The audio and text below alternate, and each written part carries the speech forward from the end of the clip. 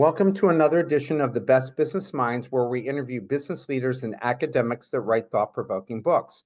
I'm Marc Kramer, a serial entrepreneur who consults with family businesses and entrepreneurs, and currently I'm teaching entrepreneurship at Vinh University in Hanoi, Vietnam. Tonight's guest, please welcome Mark Silver, author of the book, Heart-Centered Business, Healing from Toxic Business Cultures. Mark, it's good to have another Mark on the show. No, thank you. Doesn't happen very often, so it's good to have you.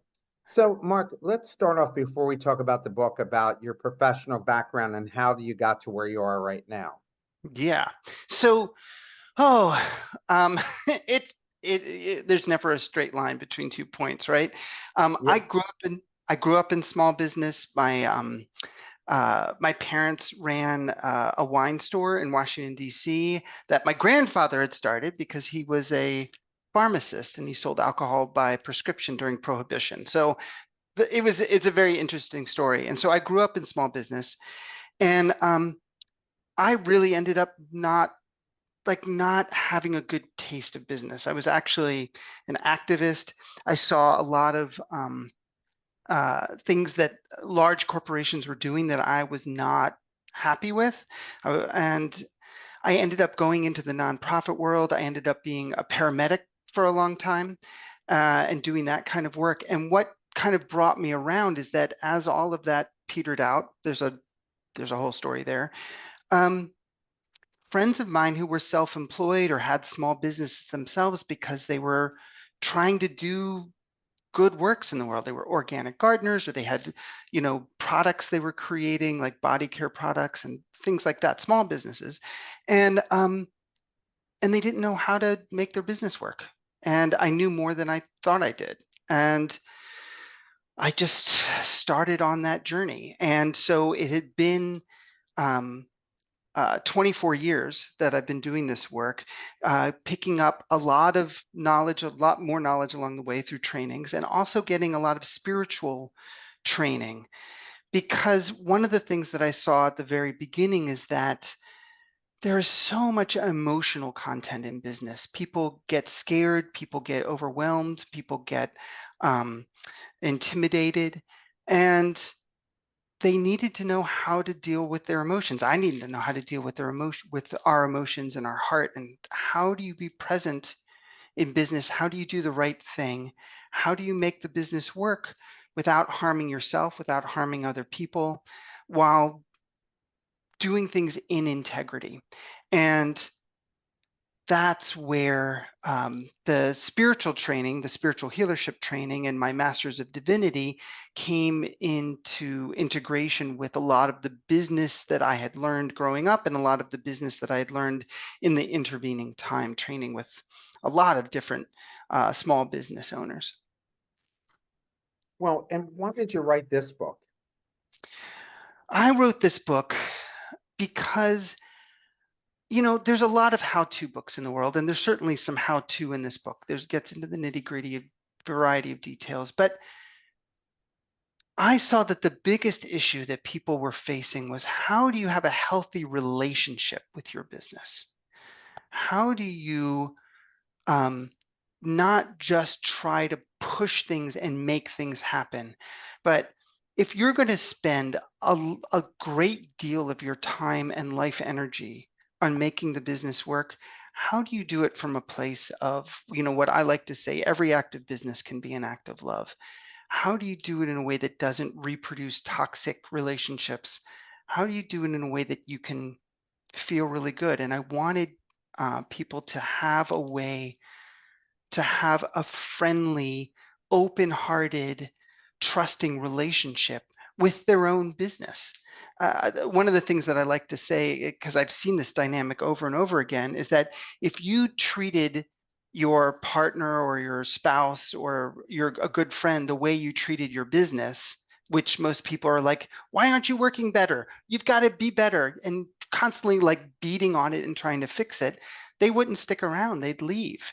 And that kind of an abusive relationship with the business itself is terrible for us, and it's terrible for business development. Yeah, hence why we have these movies like Horrible Bosses, right?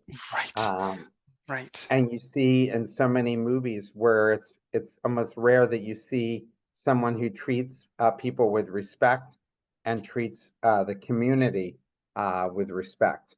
Exactly, exactly. And it gets so out of control, and so much of it is coming from doing things the way that we're supposed to because that's how other people had done it, and mixing that with just survival fear. Like I get it.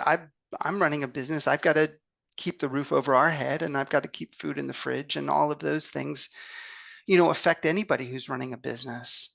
And that kind of survival fear can sometimes make us lose touch with what's most important. And when we lose touch with what's most important, ironically, we start making choices that actually are less effective.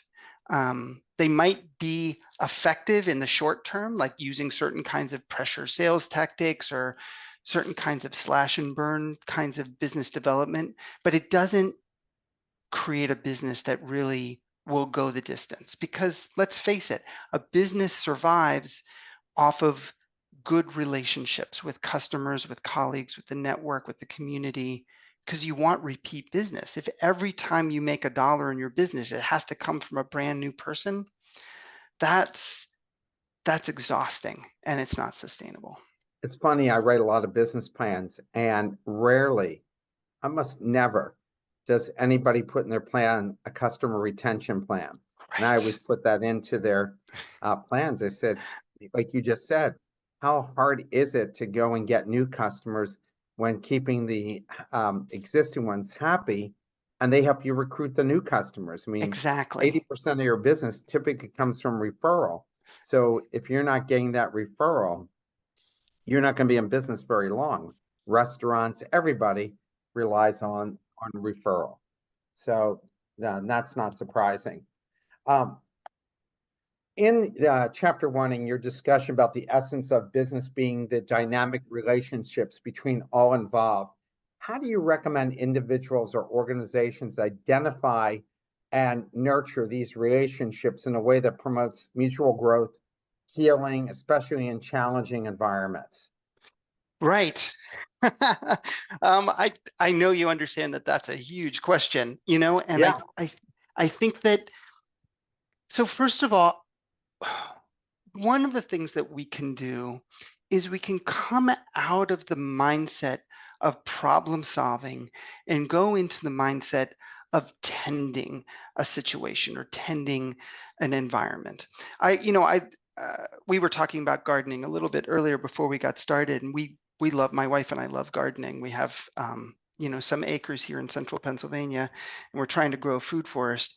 And we know that when you take care of the soil, when you take care of the environment, when you don't go to a plant trying to problem solve it, but instead, like, how do we tend it? How do we create an environment that's really going to create a healthy plant? That is the essence of it. And I see that in businesses. Like, we want to create a healthy culture. We want to create a place where people feel safe, where people feel safe to make mistakes, where people feel safe to be creative. And one of the things that I think is most overlooked is that we need a diverse environment. One of the easiest ways to grow plants is to have a bunch of different plants that work well together. It's called a guild, planted together. And the plants help each other, like a certain kind, like marigolds, when they're planted close to tomatoes and other kinds of crops, they keep pests away without having to use any pesticides. When you have a diverse environment, many different kinds of people with different kinds of life experiences, and they're all respected and they all are invited in, it creates a stronger organization. So I think also the leadership has to be willing to be vulnerable.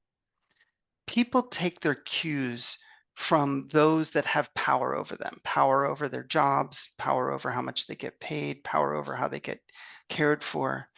And if the leadership isn't willing to be humble isn't willing to lead with love and caring, isn't willing to treat both themselves and the people around them as human beings who have needs outside of work, it doesn't create that safety. It doesn't create that willingness to go the extra mile because people aren't feeling cared for. One of the things that I was a terrible manager in the very beginning because I didn't have the experience. I didn't know. I was a micromanager. I was like, how do you let go of control? How do you get people to do things? I'm worried.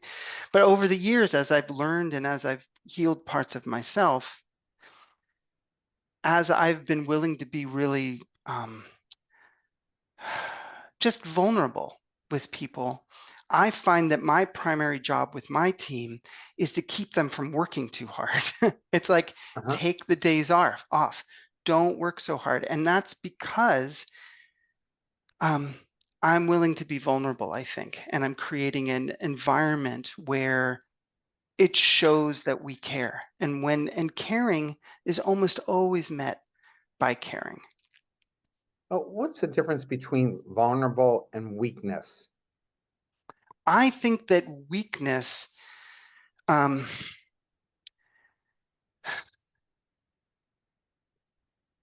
that's a really interesting question. And I want to pause for just a moment because I think embedded in that question is perhaps, and I don't think you brought it there. I think that it's how it's held in our culture. I think that weakness is seen negatively. And I think that if we can embrace that some things we're strong with and some things we're weak with, vulnerability is allowing things in, right? It's like being open to inputs, literally. You know, Hmm. if there's a wall that's vulnerable, it's open to inputs. You know, it's like, and there's certain places you don't want walls to have holes, but if I want to get in and out of my house, it's got to have a door and it's got to have windows. You know, there are places where we don't always want to be strong. And so I think strength from a different perspective is understanding the true needs.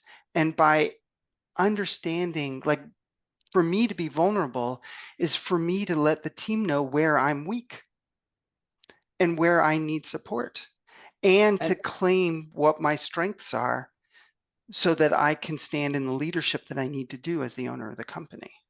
how do you do that with different cultures? Like I'm in Asia, and Right. I'm not so sure that really flies here yet. It's getting there. Like, Uh-huh. they're about 30 years behind. Hmm. Psychology is just start to kind of be acceptable here, Hmm. showing that you're not all knowledgeable, all great at everything is just starting to come here.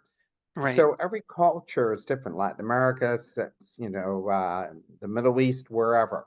Right. So, what's your advice to these companies who are multinational and have people from different cultures? How does that work? Well, let me say in my weakness that I'm not an expert at intercultural communication. And so I'm kind of on thin ice talking about like, what would you do in on a different continent? Like that's not where my expertise lies. Huh? I think that so much of it has to do with relationship, right? If you don't have a real relationship, if you're so removed, you can't be vulnerable with people that you don't have a real relationship with. You can't. Like that's like because there's no connection there. Because our focus as a company, the people that we train tend to be they're small companies. The relationships are all active. The people that we're working with don't have 2,500 direct reports. They have real relationships with everybody in the company. They often have real relationships with a lot of people in their network, direct relationships. And I think that that's where this kind of an approach, it's why small businesses can be so strong and so nimble because they're not relying on rules, they're relying on the strength of relationships. You mentioned the importance of moving beyond the myths like it's not personal, profit reigns supreme. What practical steps can business leaders take to create a culture that prioritizes healthy relationships over short-term profits while still ensuring that the business remains financially viable. And I think that's what also helps you not have high turnover as well. Right. I think that it's very easy for people to overlook the um, the effects, the quote unquote collateral damage from those myths. It's like if you're focused on short-term profits and survivability and you see the money come in, you're not seeing the hidden cost to the relationships, that they don't show up as immediately. And so one of the practical ways to do this is to have a longer term vision of your business. Like if you intend to be around for more than 6 months or a year, and you're actually paying attention to the health of the relationships, the health of the relationships with your customers, health of the relationships on your team, you'll notice that a focus on short term, like you said, like if you're having high turnover, maybe those short-term profits aren't actually as profitable as you think they are, because you're counting the profits coming from a profit center, from a product sale, from, okay, we have the costs associated with the marketing and the production of certain offer, and it goes out, but are you associating the costs of turnover with that product? It's like we need a more holistic understanding of how the pieces of the business affect each other. And quite frankly, this requires slowing down. I think that we have this addiction to speed and addiction to growth that has us missing a lot of opportunities. It has us falling into holes that we didn't need to. The pressure to move faster and faster and faster is often unhealthy and unnecessary.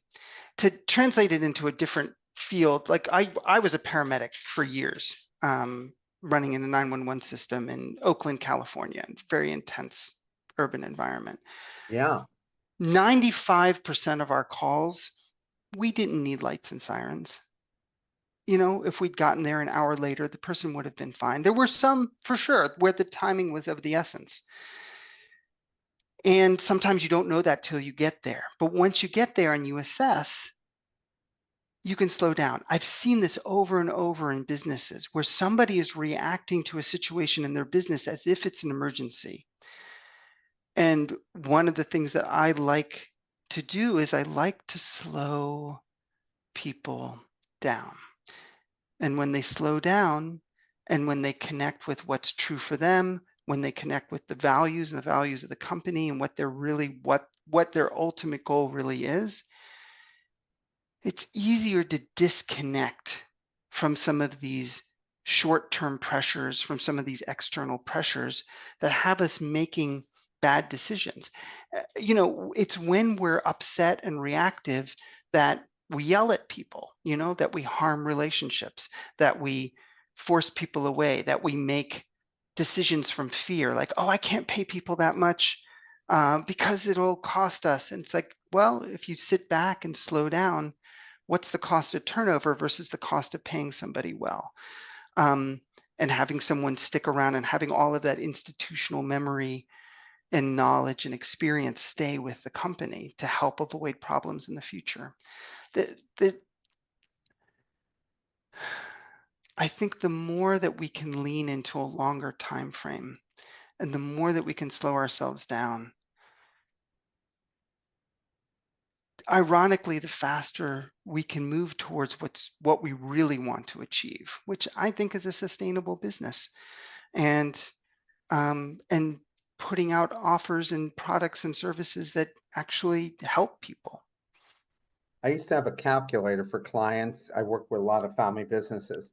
I had Mm-hmm. one that kept changing assistants all the time. And I said, here's a calculator for what this is costing you. And you've already paid twice as much money. because I calculated all her time, the sales loss, because she's spending time on this and supposed to the important things. Why not pick somebody of quality, pay them well, and train them, so that way you don't have it? Because every time you have turnover, right?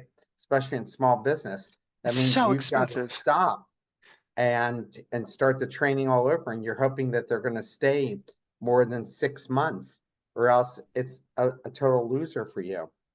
It's so true, and especially in small businesses where there's often very little duplication in roles. And if you upset someone enough that they leave precipitously, it's not just the training of a new person, but it's like sometimes the recreation of the entire role because there's so much information and experience that's lost. It's it's so painful. It's so painful. One of the things that I recommend clients do, and that we do, when we had our core operations person leave, she was retiring and wanting to spend more time with her grandkids, and we hired a new person a couple years ago, and um, I waited um, until she made her first mistake, and then when she made her first mistake, we celebrated. We Mhm. said, "We know you're going to make a mistake. We were waiting. I just want to celebrate because you making a mistake means that you were willing to take a risk. You were willing to try something you didn't know how to do. You were willing to try something new. You were willing to step into ownership and leadership in this particular aspect." And it's not that we want people to to make mistakes, but we do make mistakes. And by celebrating a mistake and by having a policy and a support and an approach that assumes mistakes are going to be made and how we deal with them and in a compassionate manner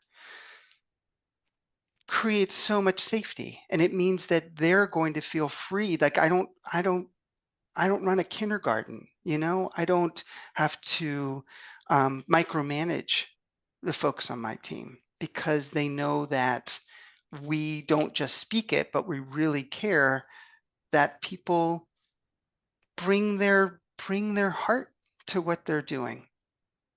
Trust is so important, and that's what you've developed there.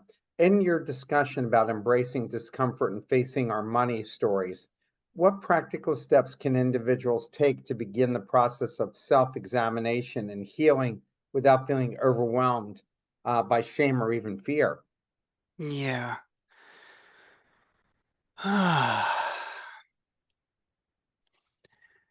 So I think that one of the best things that we can do, I think, in life, one of the most important qualities I think that we can develop as human beings is the willingness, the ability to be with emotional discomfort without having to fix it.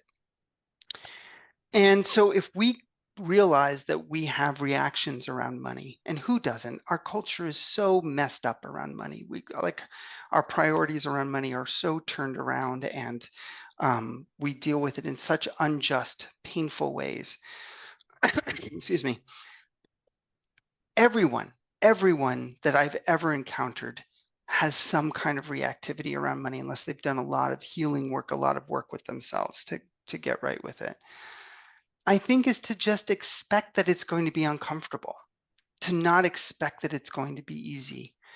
And like going to the gym, like if you go to the gym and you want to get healthy and fit, you know it's going to be uncomfortable. You know that your Yeah. muscles are going to hurt. You know that you're going to have some soreness. You expect that, and you see that as a sign that you're doing it right. The same is true emotionally for a lot of things that we face. If we're willing to like just make space and notice, wow, I've got a rumble in my belly, or I feel scared, or I feel tight and tense, and it's not killing me.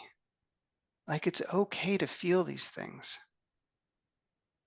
Then that gives us the ability to slow down and to be present with what's true, and then to lean in to whether it's like the exercises that I start to introduce in the book, or like we do in one of our courses, or in other people's approaches. Um, to be able to clear some of our reactivity around money so that we can make more resourceful decisions. And yeah, it's so much of it is slowing down and listening and connecting with our hearts. You mentioned the importance of distinguishing between pennies from heaven miracles and workday miracles.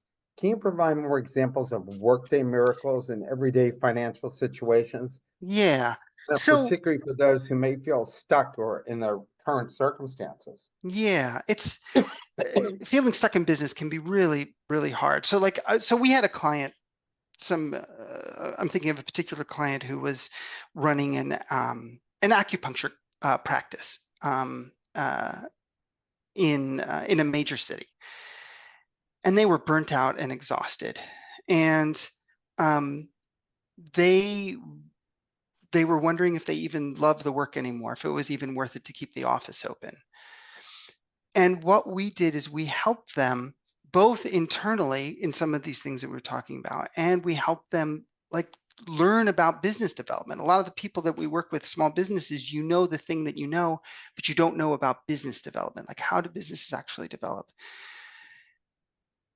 And so the workaday miracle, when I called pennies from heaven, is when you just have a miracle, like something happens. I have a friend who just lucked into it. The business they were running just suddenly got funded by the government.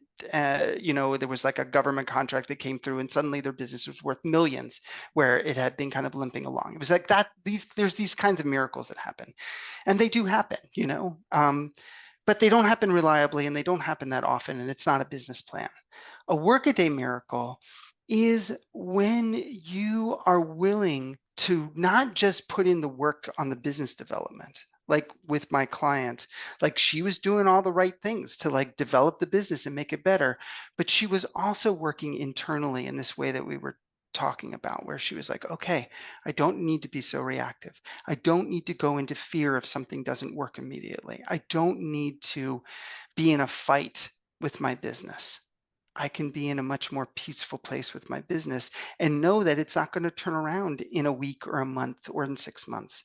And so what we saw was that over 3 to 4 years, she saw some big jumps at times, but after 3 or 4 years, her business was flying. It was flying. It was doing so well. She had like 5 or 6x'd her revenue, and she was able to take vacations. She was able to, like things were working really well for her. And we see this over and over again. And that was a miracle. It was a miracle. If you had told her, 2 to 3 to 4 years prior, like, oh, your business is going to look like this, would never, couldn't see it. But the workaday miracle is like doing both the internal work so that you're not sabotaging yourself and doing the external work so the business actually has the structures in place to be what you want it to be. Those two together it's miraculous. And doing just one or just the other, it tends to be way less effective. It tends to be like all the struggle is there. I've seen people who do all the right things on the outside in the business, and they, one of two things happens. Either the business just doesn't go anywhere because they're always in fear and they can't make the right choices to really follow through and stick with it. Instead, they keep, jumping around, even though they're doing the right things. They're not really sticking it. Or they do get success and they do have money coming in, but they're still scared. There's never enough. They're never content. And they're still always worried that the business is going to fail or it's going to fall down or that they have to, work really hard constantly or it's all going to slip away because they weren't able to clear that part in the heart. So they weren't able to really enjoy the business and be in a place of love, in a place of contentment. That must be a very thin line, right? Between knowing to relax and enjoy the business and making sure you keep your foot on the pedal because you're worried about complacency in your organization. How do you figure which way to go? again, it's the heart. One of the things that we teach people to do, my wife and I were doing this earlier this morning. We meet on Friday mornings. We don't do a lot of business work on Fridays, but Friday mornings, my wife, who's a partner in the business, we sit and we bring up things that are either we're happy about or just whatever the issue is in the business that we're facing or walking with. And then we spend time in our hearts, in meditation, in prayer, in listening, in feeling like what's going on here. And when we slow down and listen, it's not such a thin line. It becomes really, really obvious, as you practice listening to your heart, as you practice listening to all the signs that are coming in. And it turns out that you can tell the difference between kind of a thoughtful stillness, because we don't want to have our foot on the gas all the time. We don't want to have our foot on the gas all the time when we're driving on the roads, and we don't want to have the foot on the gas all the time in business. Sometimes we want to coast, sometimes we want to pause. Sometimes it's, again, with gardening, there are times when you want to leave a field fallow to recover. You need, I think a lot of us have been um, on the receiving end of companies that are marketing constantly every day. You get another email, new sale, new sale, new sale. Tune it all out, disconnect. I don't want that. The business has to be able to rest to have that. But you can tell the difference between that and stagnancy, right? Complacency. And you begin to feel that in yourself. You can feel that in yourself when, oh wow, I can feel that it's time for us to do something new. That was something that we got this morning. It's like, you know what? We've been running these same courses for a few years. I think we need to run a new course, even though it's a certain amount of work. And we just sat with it. I'm like, this feels really right. It feels really good. And so we're going to step into that. So, a lot of times you can feel those decisions, but you have to slow down enough to listen, and you have to have the practice of listening to your heart, of listening more deeply to yourself, to your intuition, as well as taking in advice and information from other people. It's a little bit of an alchemical mix, you know. How did religion, like there's a couple pieces of you, religion and gardening. How did that affect your thinking about this whole subject? What was the impact for you and what did you get out of that and continue to get out of it? Yeah. We work with people who have some kind of a spiritual orientation from all different religions, and some people who don't have any religion at all. They're on a more esoteric or a different kind of path, or just a curious or open path. Because I don't believe there's just one way to connect with love or connect with the oneness. I myself am Sufi Muslim, but there's so many different ways of being um, on the path of love, on the path of life. And what what a spiritual practice, a spiritual orientation does for me is it helps me remember that I'm just a small thing. That I'm not, like it's not all on my shoulders, that there's a larger reality that I'm a part of, that I'm contributing to a flow of life, to a river of life that's happening. Like there were people that came before me, and there are going to be people, God willing, after me.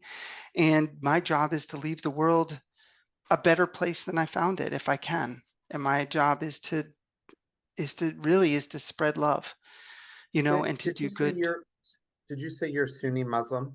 Sufi Muslim, which is, and Sunni also, but Sufi, yeah. And so what's the I think there's a great misunderstanding about the Muslim religion in general by Yes. Westerners. Because when you say all this, it almost to most Westerners, right, feels it's a contradiction to what they see Yes. in the news and so forth. How how does how do you get people? to open up to see that there's another side of your religion, and how has that affected your thinking in business and how you coach people? Um, it hasn't really, that hasn't really been a question, you know? Um, I've always just been who I am. I've been on this particular path for, you know, 25, 26 years.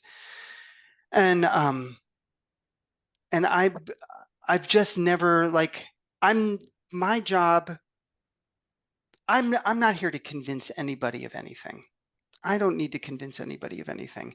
Um, people, we're pretty open about where we're coming from and what we're talking about and what our values are. And people who are attracted. I have run into people who have had, a certain amount, a certain number of people in our business, a certain number of our clients have had various kinds of religious trauma. They've been parts of, they've been brought up in religions that were very strict, what they call high control religions, Yes. different kinds of evangelical or different kinds of, things where they just weren't, they didn't have the freedom to be themselves, and, and sometimes they've had people like that have had reactions to, um, to the fact that I sometimes use the word God. I often use the word divine or oneness or the source of love, but sometimes I say God. And um, but it always works out. Like I think that the people who stick around can tell that I care and that I have love in my heart and that I don't have any expectations of them following any particular kind of path. I just want them to be connected to their own connection with love, to be able to know themselves deeply. And when they see that over time, there's trust that's built. But I'm not trying to convince anyone about, what kind of religion Islam is. The truth is that it's mostly in the, there's certain Western countries where there's a lot of misinformation among certain portions of the population.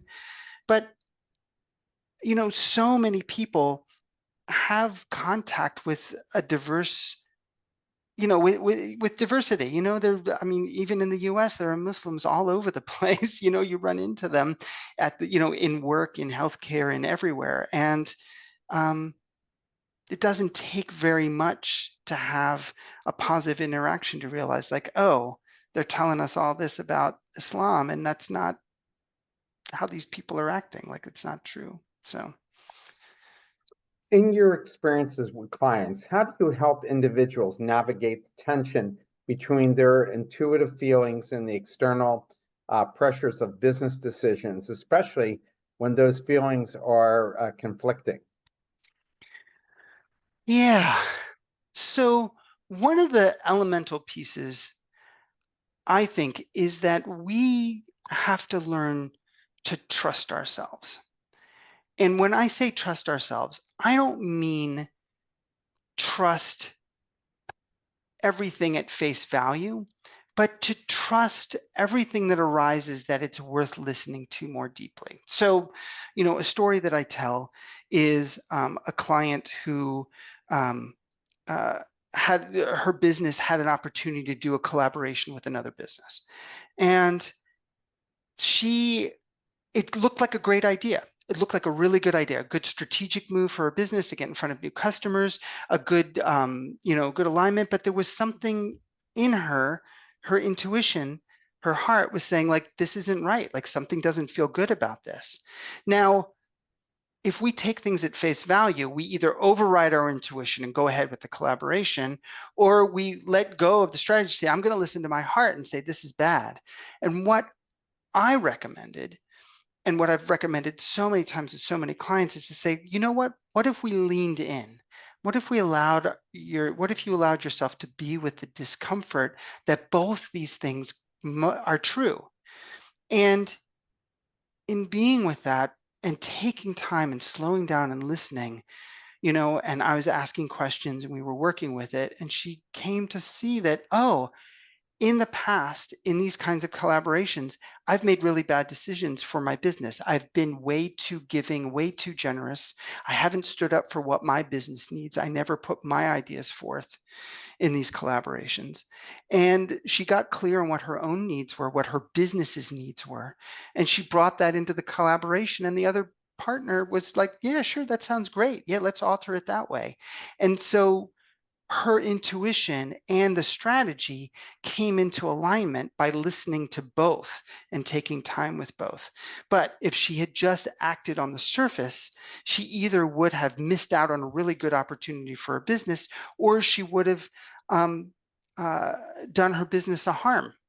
And there was no need for either of those. It was like turning something into a, there's always other options besides the two that look incompatible.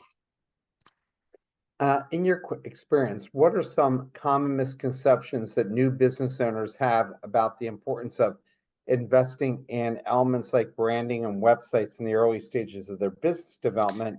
And how can they how can they shift their mindset to priorities, the fundamental elements instead? Yeah.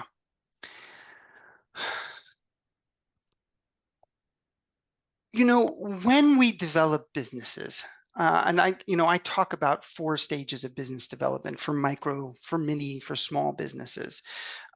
It's different if you're dealing with a very large business, but if you're dealing with a much smaller business,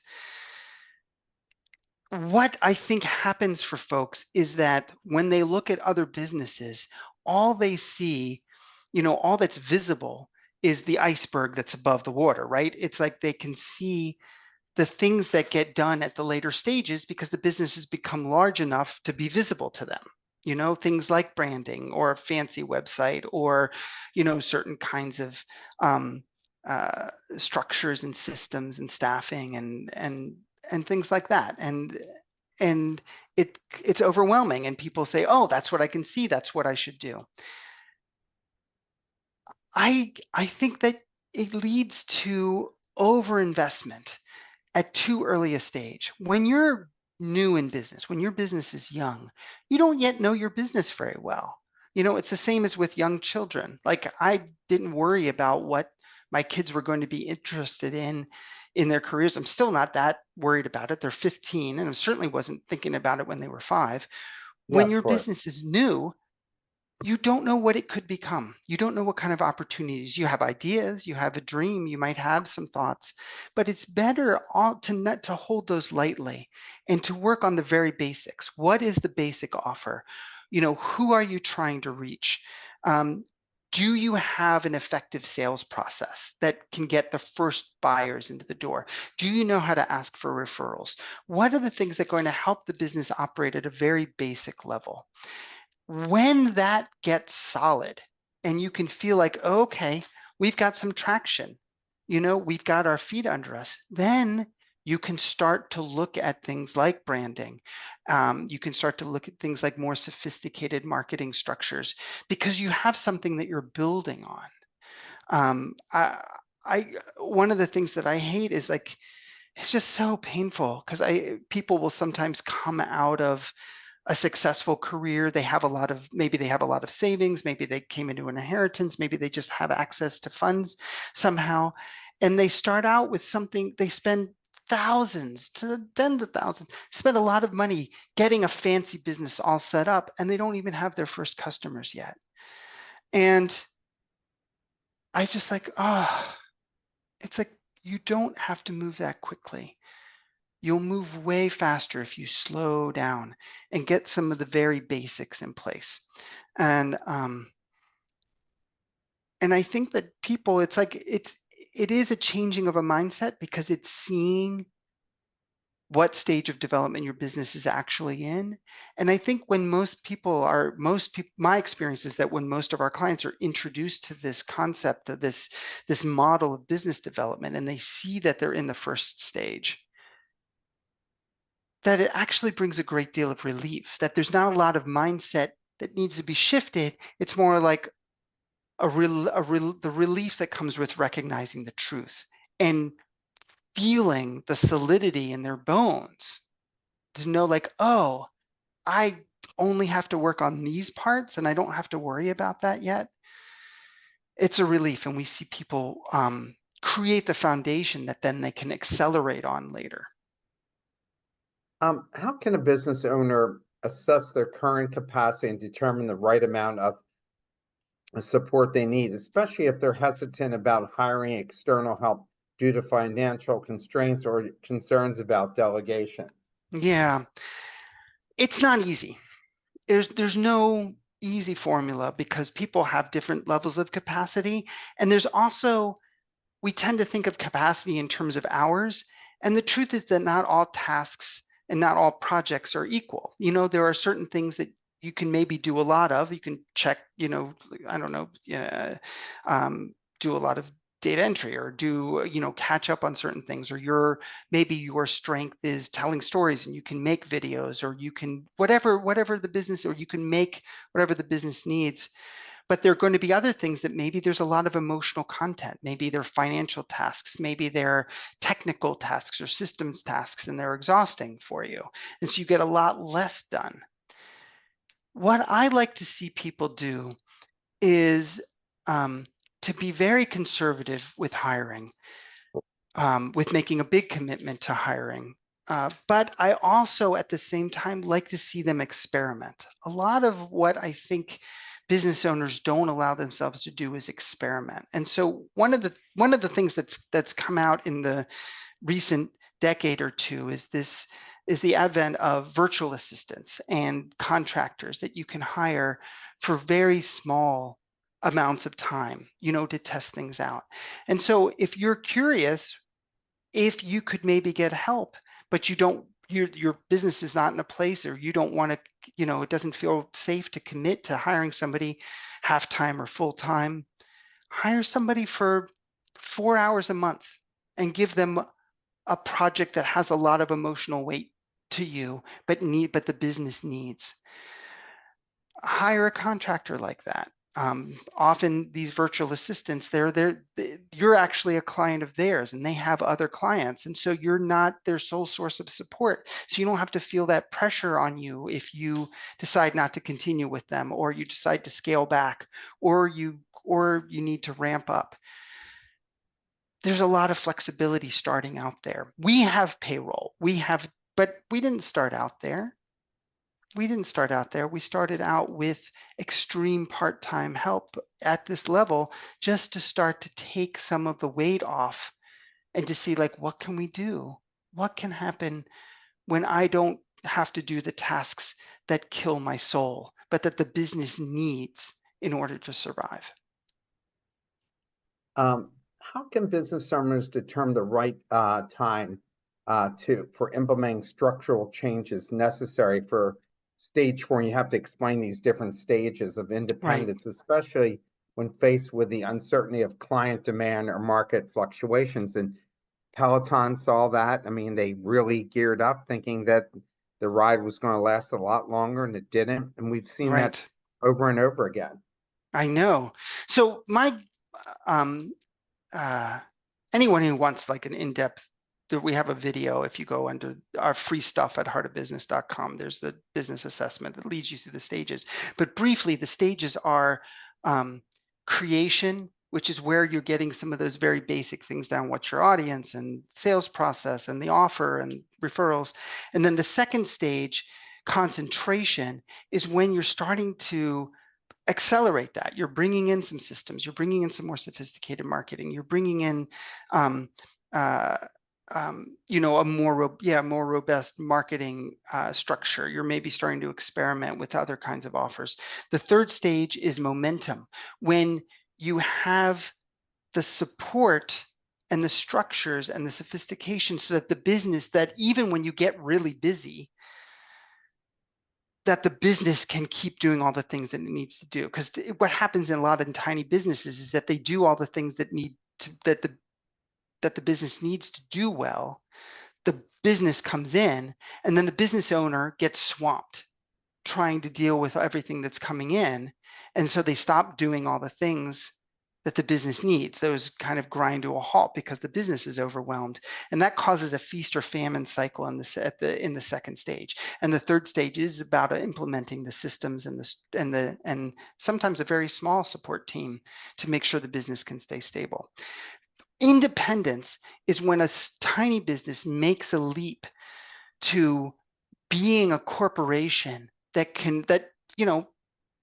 the owner doesn't necessarily even need to be there. They could sell it off, or that there are enough other people involved in the business that it can run independently of the owner. That's why I call it independence. A lot of businesses think that they want to get to independence, and I really push back on that because it's an entirely different kind of business, and it's an entirely different way of thinking. For someone who loves what they do, my parents and my grandfather, they were shop owners. They were running business. They were running a wine business, and they loved it. They loved the work, and they loved the customers, and they loved being in there.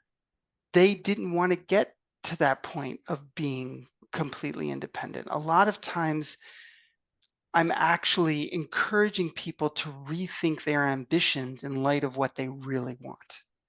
And most people are actually happier with a business that's running really well at stage 3 in momentum than they are doing the really hard work to get to independence, because it takes a lot of resources.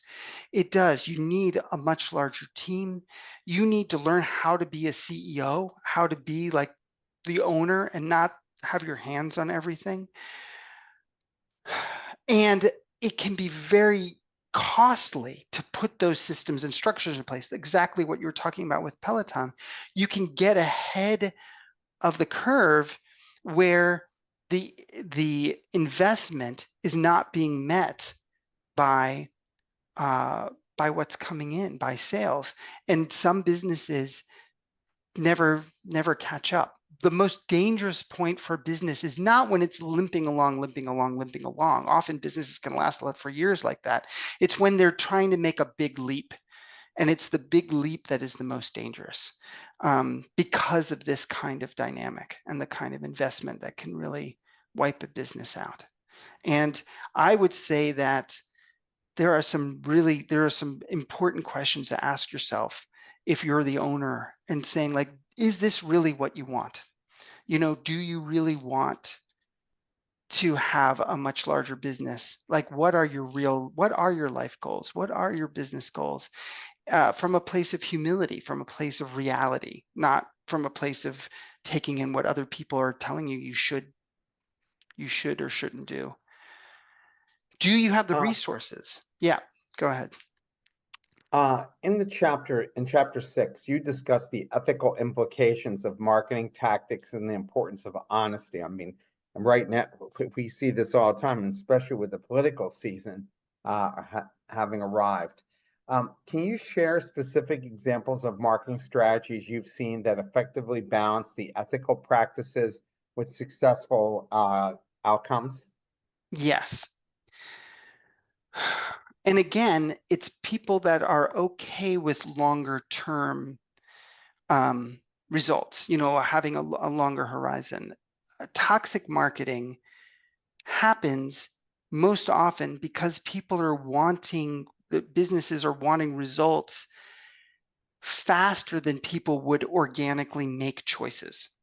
And so there's a lot of pressure that then gets put into sales. Instead, if you have a sense of so an example of how to do this ethically is, one, you start with empathy. You say, what is the situation that the client's in or the customer's in that they're struggling with? And you give them empathy for that.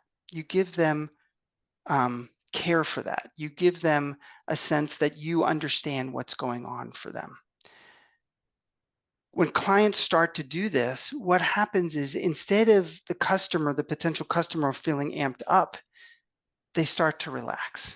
They start to be able to breathe. They start to feel like, okay, I can be around your business. We see this, people in the healthcare field who are trying to sell, instead of saying like, you're going to die if you don't get help, or the equivalent, is to say like, yeah, we get that this is a struggle. We really get that this is a struggle, and it has the messaging has to come from a place where we really see people as human beings that are not broken.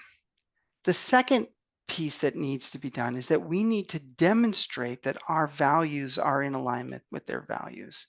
We have to be around long enough to show that we're not just relevant, that we're not just a good value, but that our values are in alignment with theirs. That, like, so for instance, someone who's doing some kind of holistic healthcare business, like the acupuncturist I was talking about, or we work with a certain percentage of our clients are in holistic healthcare,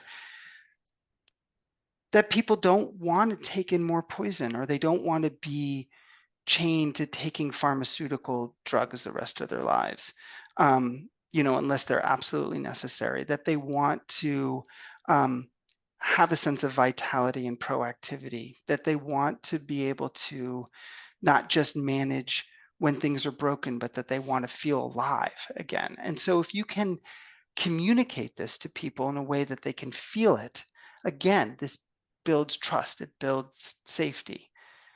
Then when you give the offer, when you give the invite, people are listening and people are trusting, and there's no convincing that's going on. You mentioned that the heart of business often communicates different needs than what the owner anticipates. What are some common misconceptions business owners have about what their business needs, and how can they better time into the true desires of their businesses?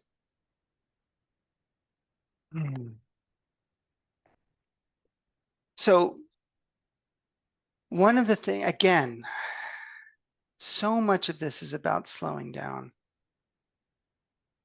I mean, if there's one thing that I would really want people to get, is that it is okay to slow down and to listen.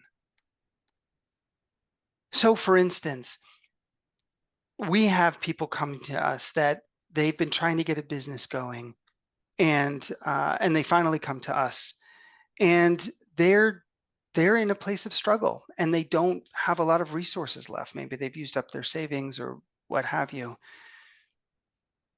And their personal need is they need to be able to keep the lights on. But the business's need, when we look at the business and see that the development isn't there, the business needs these foundational developments and developmental work in place, and that it's not reasonable to expect the business to generate a lot of money in the short term. Here's my When last we, question. Oh, go yeah, ahead. no, and Go I ahead was and just finish going your to say, thought. yeah, I was just going to say that when people face that, then they realize like, oh, it's okay. Like it's not a failure to get my needs met another way. Sometimes people get a part-time job. Sometimes people realize, oh, I need some other kind of funding or other kind of support to give the business the space that it needs to develop without putting unnatural pressure on it. All right, so here's my last question. We only have like a minute and a half here.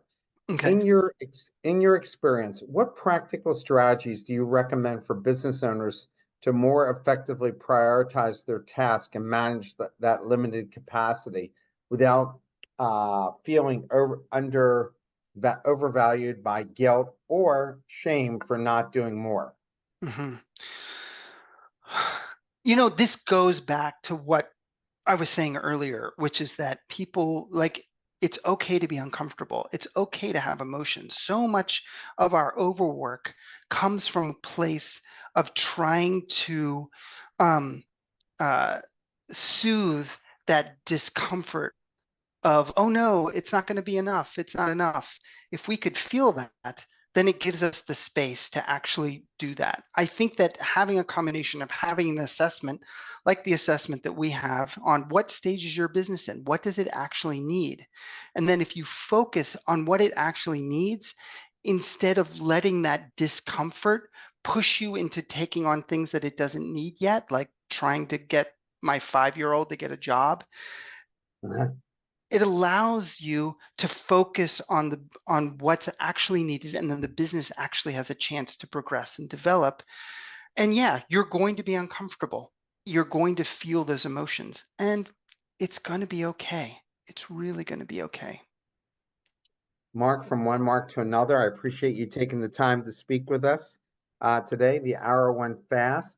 I can tell you're very comfortable with yourself, and which is, one of the most important things that you can do. So I wish you the best, and thank you for coming again. Thank you so much for having me. I really appreciate it.